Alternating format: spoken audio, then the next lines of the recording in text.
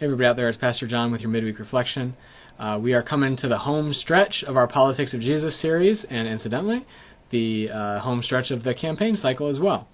So it's fitting this week that we finally get to Jerusalem with Jesus. And now we're not going to be looking at the triumphal entry or the cleansing of the temple, which are obviously very political acts that Jesus does. We're actually going to be looking at Luke 20. And we're going to be looking at how three encounters that Jesus has with the powers that be go. And what's really fascinating, I think, about this and about Jesus is that he handles these three encounters in three totally different ways, which reveals Jesus' creativity. And that's something that I've been more and more convinced is really lacking in our political conversation in this day and age, is the element of creativity, where we can kind of take two different things or two different sets of values, two different perspectives or experiences, and bring them together to conceive a way of actually making the world better together.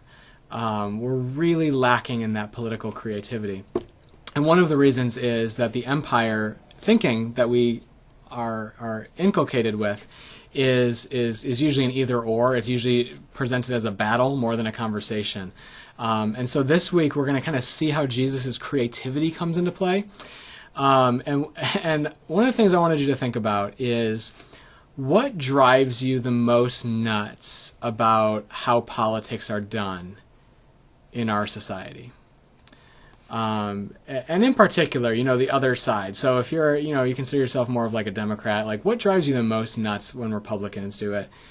If you're a Republican, what drives you most nuts when Democrats do it? If you're an independent, like me, what drives you nuts when both sides do it, or whatever? What is it that other side does that just really gets under your skin? And you might want to pause the video to think about that, because I have another question that's related to it. So pause, and we're back. The follow-up question to that is, I wonder if you think about your own political engagement, the ways that you or the people you agree with engage the polis. I wonder if you might do some of those same things. Think about it. I've seen on, even just in the Christian realm, in the church realm, that I can always tell when someone who's an evangelical, for instance, doesn't talk to someone who is a more progressive Christian, like in the UCC, for instance. And I can always tell when there's a progressive or a liberal Christian who has never really talked to an evangelical in any real deep kind of way. Because both of them tend to use the same methods, faulty methods, to get their point across. And I know I will do the same thing. So I just want you to consider that maybe you think you're right, so you're justified in using that method. But the reality is the method itself might be flawed. And so are there any ways that you do that? That's something to think about for the coming week. And then I guess the other side of that is, who in your life can call you out on that? Who can say, dude, that doesn't work. That's not going to fly.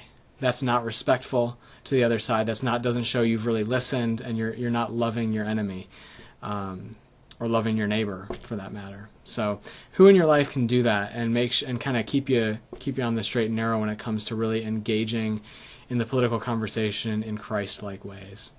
So some things to think about for Sunday. Those are some big questions. Might take you some time, but I hope you can get into that a little bit, and we'll be looking at Jesus as he faces the powers on Sunday.